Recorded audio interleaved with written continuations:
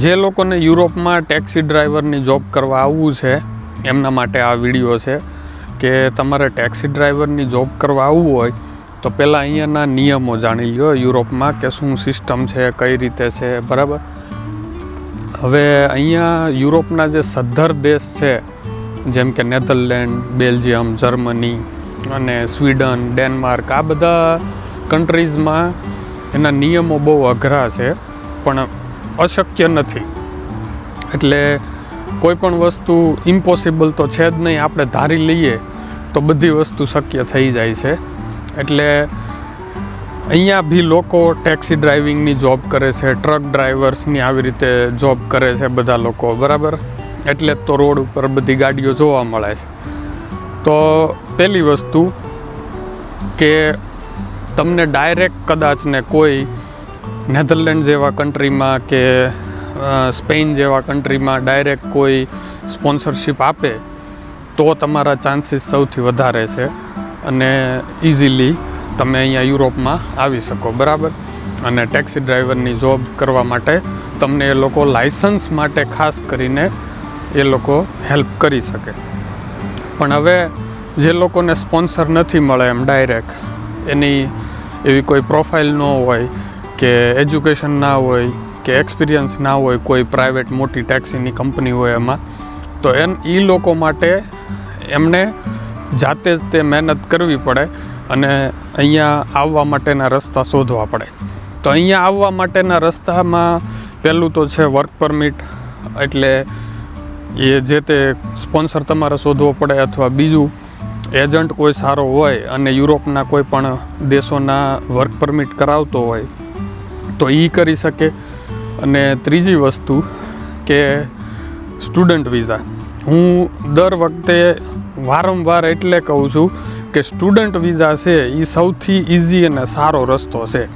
કોઈ પણ મગજમારી વગર તમે કોઈ પણ કોર્સ લઈ અને યુરોપના જે તે કન્ટ્રીમાં તમને જ્યાં જવું હોય ત્યાં સ્ટુડન્ટ વિઝા કરાવી લ્યો એટલે ઇઝીલી તમે યુરોપમાં મૂવ થઈ શકો, બરાબર. અને કોઈ પણ યુરોપ હોય કે ઓસ્ટ્રેલિયા હોય, કેનેડા હોય, સૌથી વધારે મોટા ભાગના આપણા ઇન્ડિયન તમે જોયું હશે તો એ લોકો સ્ટુડન્ટ વિઝામાં જ તે જે તે સમયે ગયેલા છે, બરાબર. એટલે સૌથી બેસ્ટ રસ્તો સ્ટુડન્ટ વિઝા જ હોય. કોઈ પણ ફોરેન કન્ટ્રીમાં જવું હોય ને આપણી પાસે સ્કિલ ન હોય તો. હવે લાઇસન્સની વાત કરીએ યુરોપના, કે મારી પાસે જે લાઇસન્સ છે એ અત્યારે નેધરલેન્ડનું છે અને એ લાઇસન્સ લેવામાં મારે મિનિમમ 1800 થી 2000 યુરો જેવો એપ્રોક્સ ખર્ચો આવેલો, બરાબર. એટલે 2 લાખ રૂપિયા આપણે એપ્રોક્સ પકડીએ. અને મારી પાસે ઇન્ડિયાનું 2009થી લાઇસન્સ 2025 સુધી એપ્રોક્સ 16 વર્ષ સુધી મેં ડ્રાઇવિંગ કર્યું છે. છતાંય તે મારે ક્લાસ લેવા પડ્યા બધાય, મારે છતાંય તે ગાડી અહીંયા ટેસ્ટ આપવી પડી અને મેં લગભગ 12 થી 15 ક્લાસ લીધા. એટલે કે 1 કલાકનો એક ક્લાસ હોય અને એમાં આપણને ગાડી બધી જગ્યાએ લઈ જાય. તો એ મેં બધી જગ્યાએ અહીંયા એક્ઝામ આપી, બરાબર. અને પછી પાસ કર્યું તો ત્યારે એ લાઇસન્સ મારું આવ્યું. અને એમાં બી પ્રેક્ટિકલમાં એક વખત તો ફેલ થયો હતો. તમને બહુ ઓછા લોકો હશે એ બધું આ ફેલ થયો ને એ બધું કહે, પણ આપણે બધી હકીકત કહેવાની છે કે પ્રેક્ટિકલમાં મને ફેલ કરેલો 16 વર્ષથી ગાડી ચલાવવું તોય, અને યુરોપમાં 4 વર્ષથી ચલાવું છું ઇન્ટરનેશનલ લાઇસન્સ ઉપર. એ લીગલ નથી પણ ઇલીગલ નથી, કેમ કે મારું એ પ્રમાણે ડોક્યુમેન્ટ હતા ને એટલે ચાલે એમ. પણ પછી બીજા યુરોપિયન કન્ટ્રીમાં જવું હોય તો વળી કોઈ રોકે ને, ઇન્ટરનેશનલ લાઇસન્સ આપણું 6 મહિનાથી જૂનું હોય તો ના ચલાવે.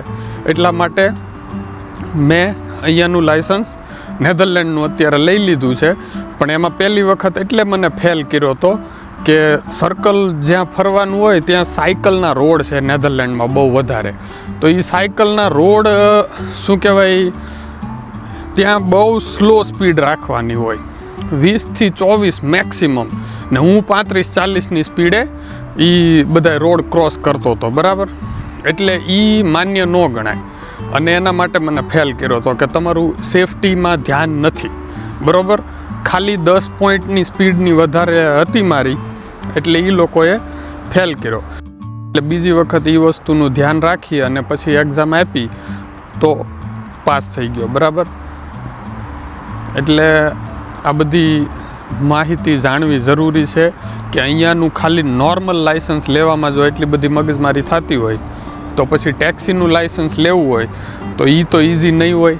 એટલે ટેક્સીનું લાઇસન્સ લેવા માટે તમારે અહીંયા સ્પેશિયલ એના ક્લાસ આવે, એ કરવા પડે, એની સ્પેશિયલ એક્ઝામ આપવી પડે અને મોટાભાગના કન્ટ્રીમાં લોકલ લેંગ્વેજની જરૂર પડે. જર્મનમાં જર્મનની, નેધરલેન્ડમાં ડચની, એ બધી લેંગ્વેજનું નોલેજ હોય અને પછી તમે ટેક્સી ડ્રાઇવિંગ કે એના માટે એલિજિબલ ગણાવો.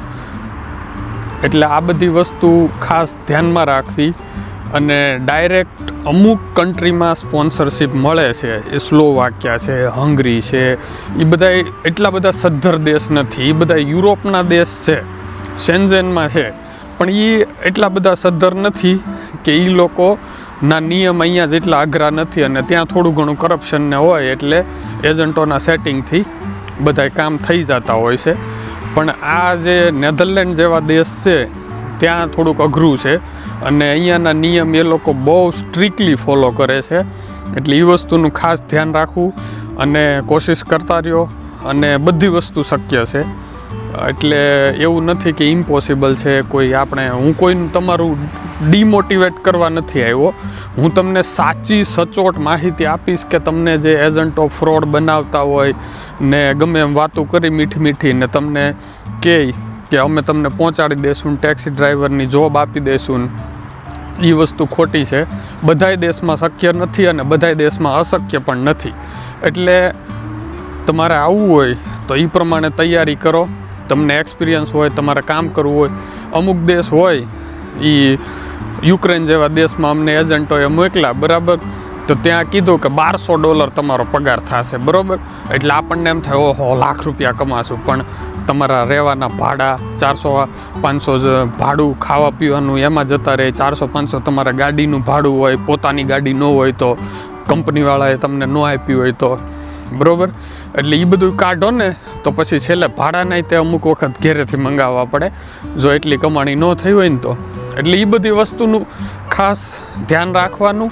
વિદેશ આવતા પહેલાં નક્કી કરી લેવાનું કે આપણે કેટલી મજૂરી કરી શકશું, કેટલી મહેનત કરી શકશું અને કેવી કેવી પરિસ્થિતિઓ આવશે તો એનો સામનો કરી શકશું. બરાબર, એટલે ગુડ લક અને મળીએ આગલા વિડીયોમાં. તમને મારી માહિતી ગમી હોય તો પ્લીઝ સબસ્ક્રાઈબ કરવાનું ભૂલતા નહીં.